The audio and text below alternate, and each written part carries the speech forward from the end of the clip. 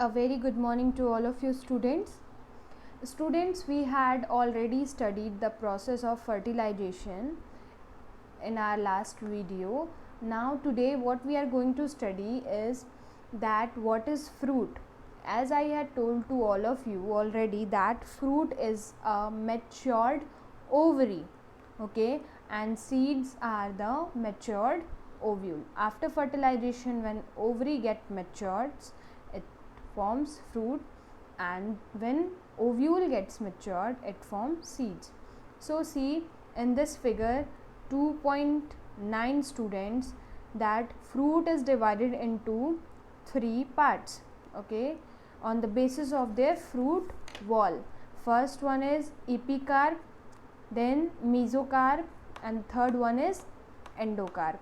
Now epicarp is the outermost layer, mesocarp is the middle inside part, and endocarp is the innermost layer.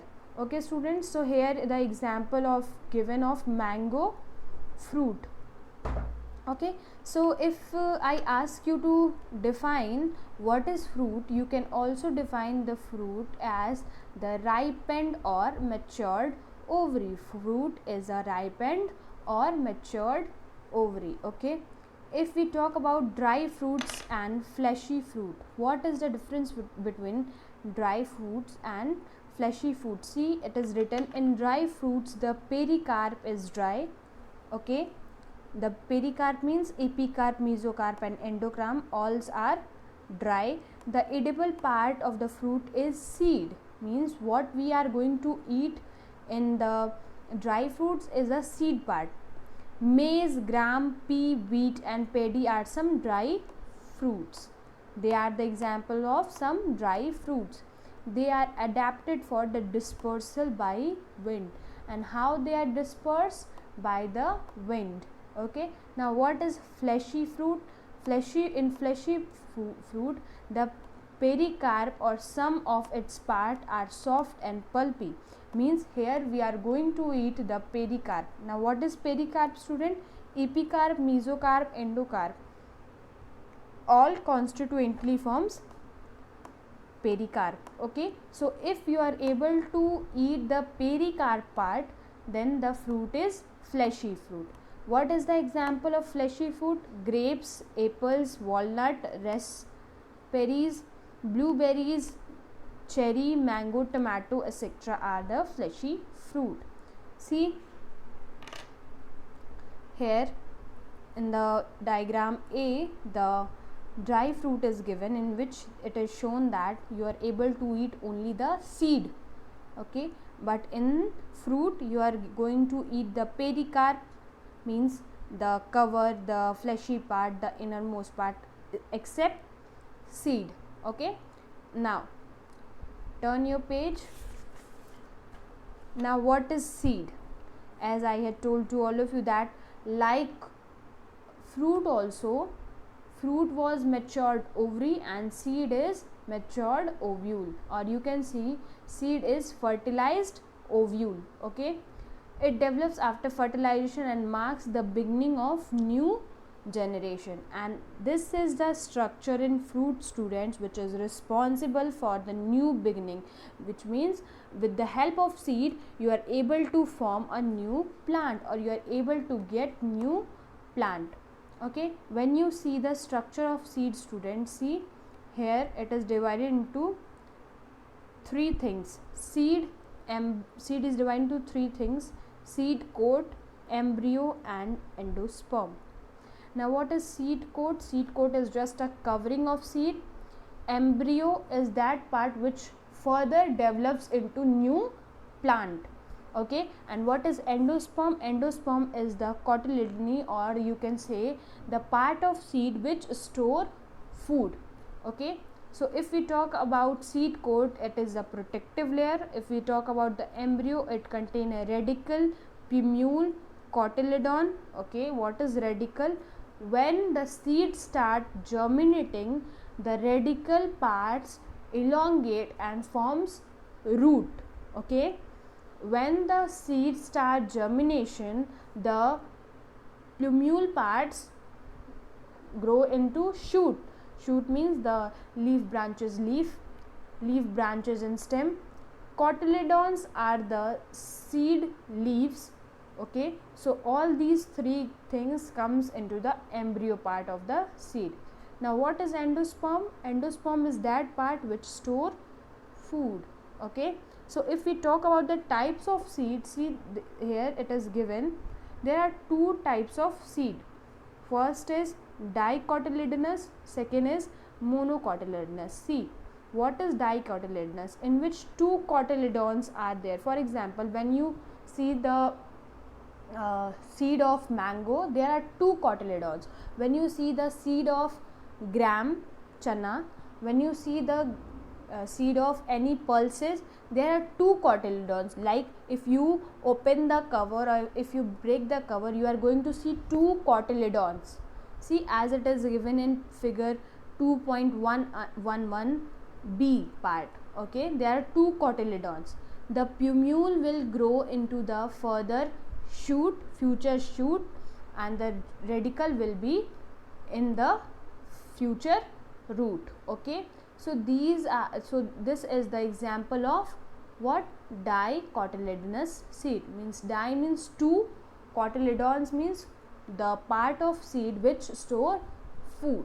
Okay, now second one is monocotyledon or monocotyledonous seed. Means monocot seed are those seed in which no two cotyledons is there, only one cotyledon is there. And here you can see the endosperm is also larger than that of dicotyledon. Okay, so in that you can see the example of rice grain, see, and maize grain. You are not going to see two cotyledons in rice grain, you are not going to see two cotyledons in maize grain, only one cotyledon is there.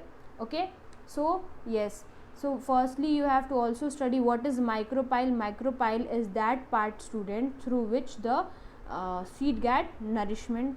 Hilum is the small opening which is found in seed. When you open the seed, it is a small structure or like opening.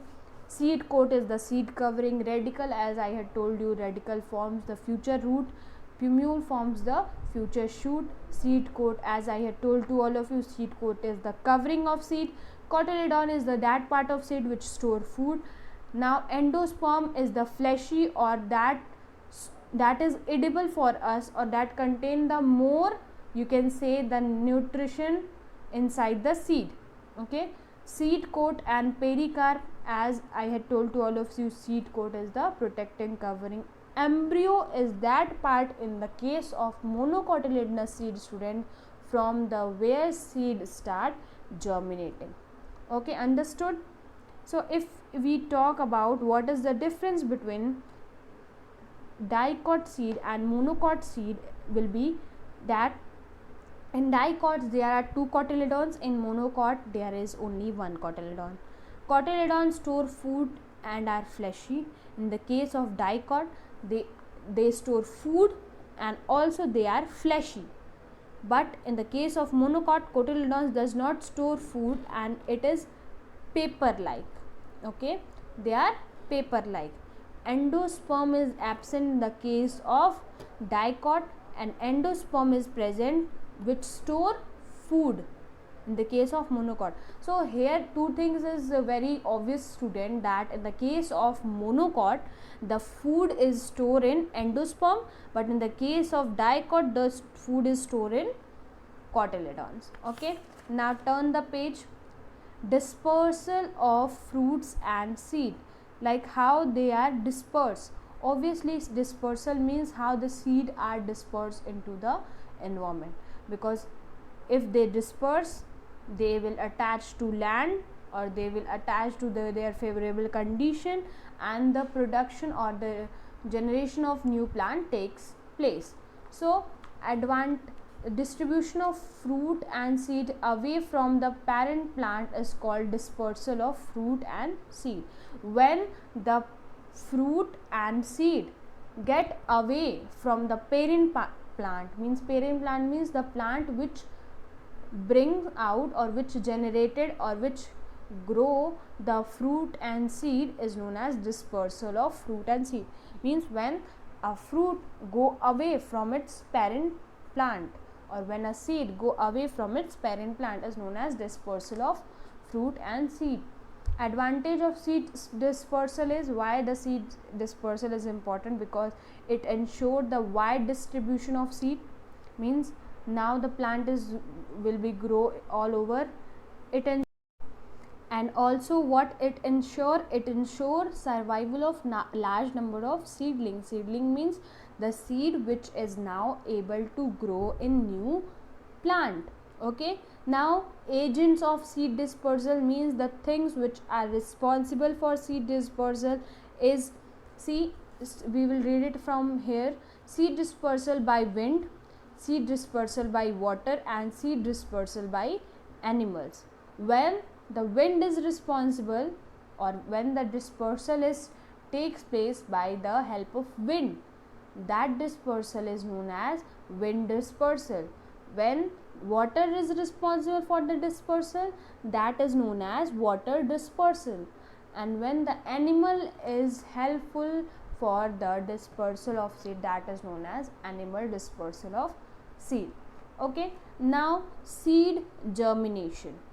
What is seed germination, students? When a seed start germinating, or when inside the seed a new plant is start growing, that is known as seed germination.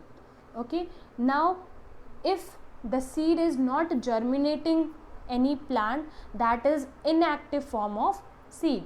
And when the seed gets its proper nutrition, proper environment, proper moisture, it start growing a new plant. That is the active form of seed. Okay, and then the seed will be known as the dispersal of seed, or the seed is now growing a new plant. That process known as seed germination. Okay, now process of seed germination. What is the process of seed germination? The seed start germinating by the process of imbibition. Now what is imbibition? Is the intake of water by getting attached to any water surface.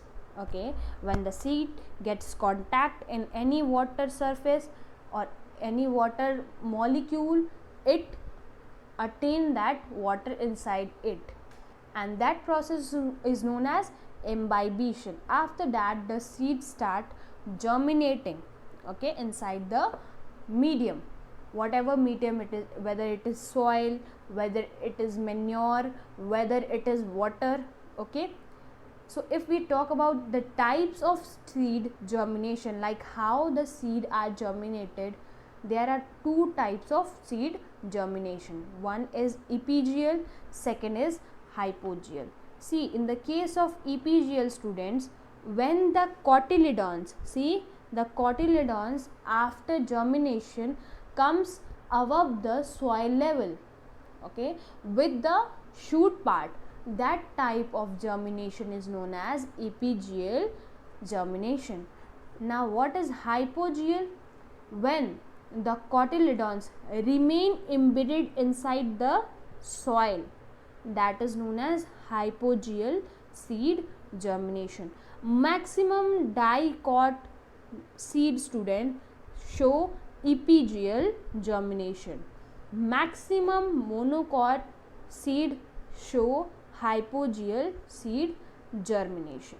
Okay, now you have to study condition required for seed germination, means what are the things which are required for the germination of seed.